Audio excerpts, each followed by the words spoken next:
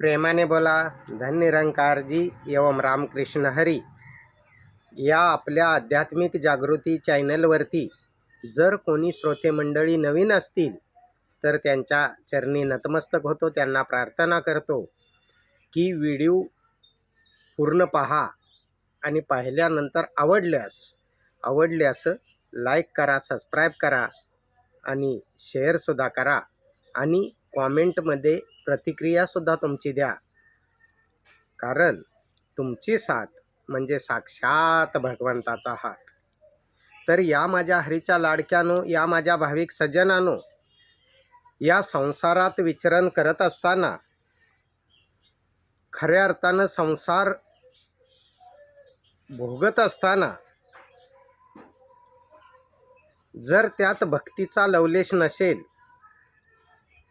तर जे हाताला चटके बसतात, म्हणतात ना, अरे संसार संसार जसा तवा चुल्यावर, आधी हाताला चटके मग मिळते भाकर.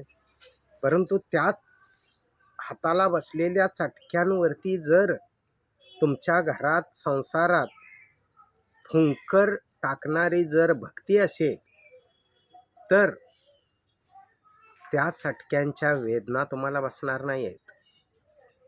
तुम्हाला सुखाचा थंडावा जाणवेल, परंतु त्या संसारात भक्तीचा लवलेश असला पाहिजे.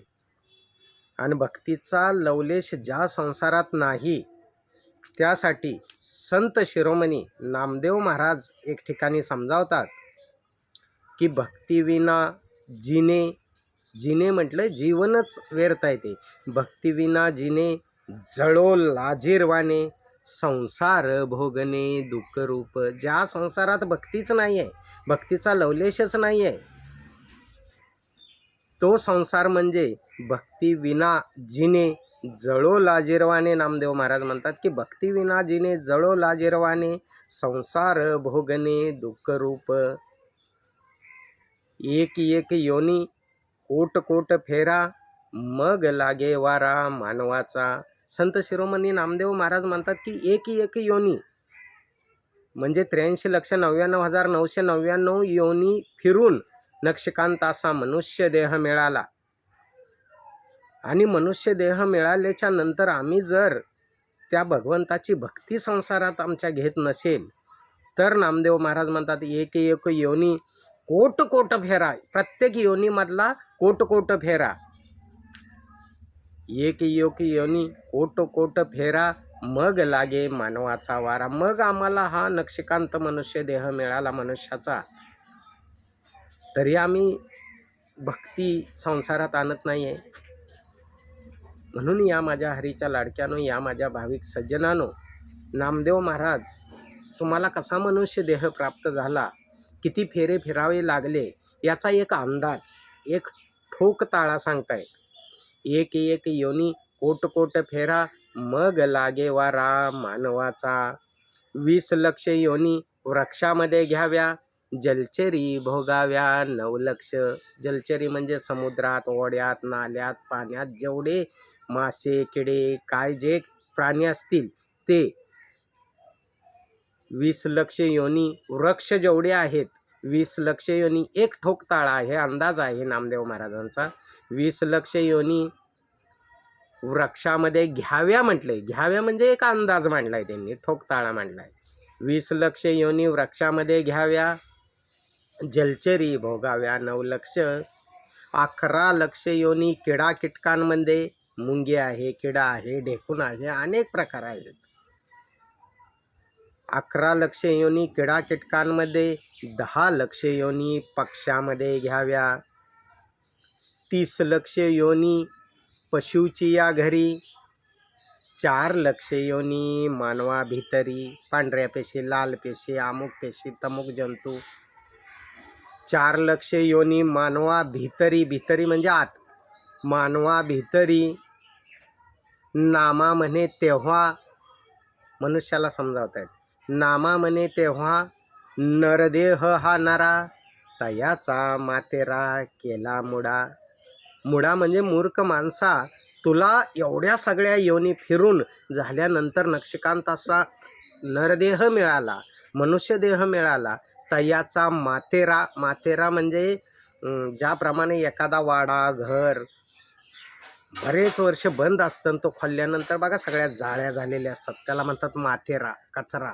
तसा तू त्या मनुष्य देहाचा माथेरा करून टाकला. म्हणून जाता जाता सावधगिरीचा इशारा पण ते देत आहेत की शेवटली पाळी मनुष्य जन्म, चुकली या वर्म फेरा पडे. जर तुमच्याकडून ज्ञानाचा बोध, ज्ञानाचा इशारा, ज्ञानाचं वर्म जर चुकलं तर तुम्हाला पुन्हा तो फेरा पडेल.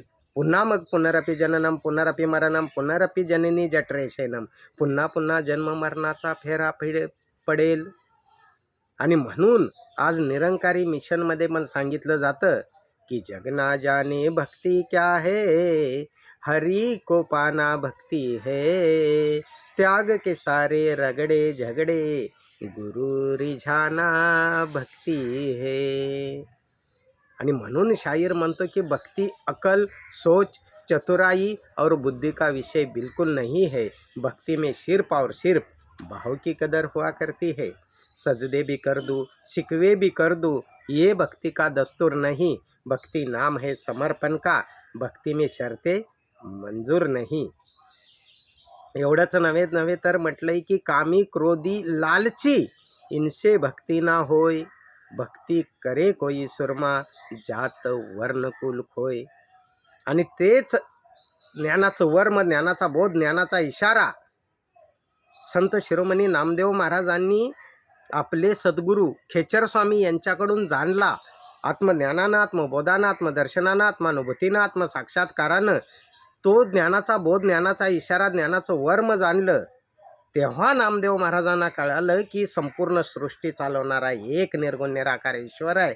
म्हणून ते म्हटले, तुझी या सत्तेने वेदांशी बोलणे, सूर्याशी चालणे तुझे या बळे. ऐसा तो समर्थ ब्रह्मांडाचा धनी, वर्म हे जाणूनी शरण आलो. वर्म म्हणजे ज्ञानाची खूण, ज्ञानाचा इशारा, ज्ञानाचं वर्म म्हणजे ब्रह्मज्ञान जाणून मी शरण आलो. वर्म हे जाणूनी शरण आलो. आणि शरण आल्यानंतर, वर्म जाणल्यानंतर कळालं की मेघाने वर्षावे, पर्वती बैसावे, वायूने विचरावे सत्य तुझे. नामा म्हणे काही न हले साचार, प्रभू तू निराधार पांडुरंगा. किती सुंदर सांगितलं बघा.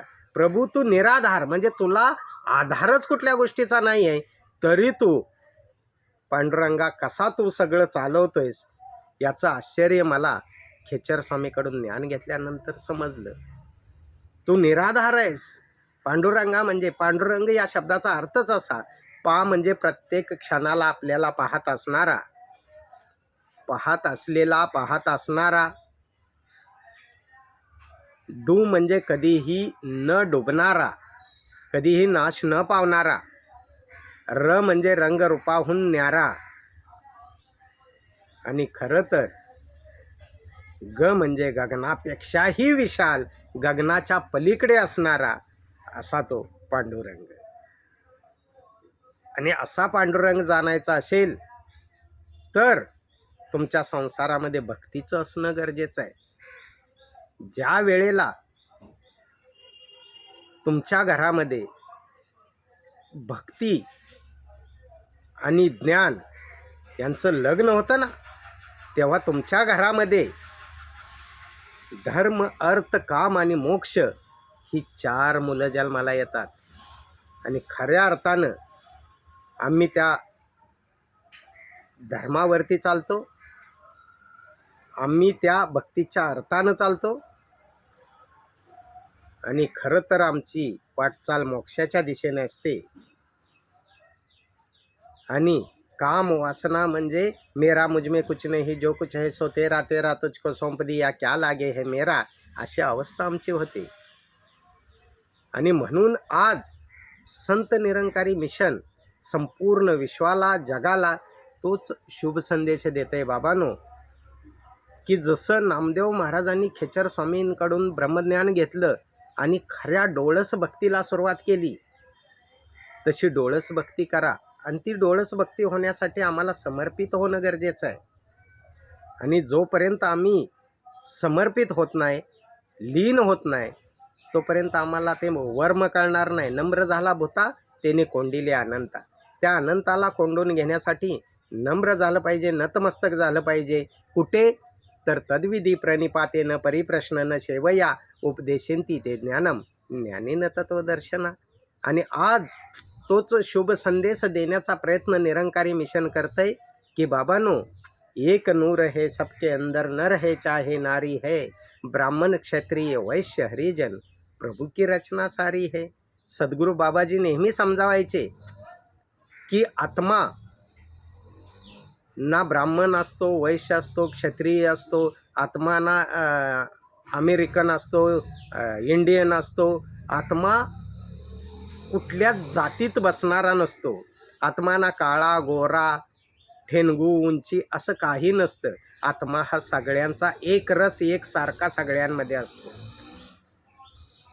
आणि तोच शुभ संदेश आज निरंकारी मिशन देतंय की बाबांनो, एकाला जाणा, एकाला माना, एक व्हा. जोपर्यंत तुम्ही एकाला जाणत नाही, एकाला मानत नाही आणि एकच होत नाही, तोपर्यंत तुमच्यामध्ये असणारं ब्लॉकेज कसं निघेल? त्याच्यासाठी भक्तीची जोड असावी लागते, त्याच्यासाठी समर्पण असावं लागतं. ते ब्लॉकेज जर काढायचं असेल आणि वैष्णवराज श्रीमंत ज्ञानेश्वर माऊलींच्या विचारांवरती चालायचं असेल की भूता परस्परे जडो मैत्री जीवांची, ते ब्लॉकेज काढणं गरजेचं आहे. तुमच्या माझ्यामध्ये असणारं ब्लॉकेज काढण्यासाठी मी कोण आहे, कुठून आलो, कशासाठी आलो, नेमकं मला कुठं जायचं आहे, याचा बोध होणं गरजेचं आहे. याचं वर्म समजणं गरजेचं आहे.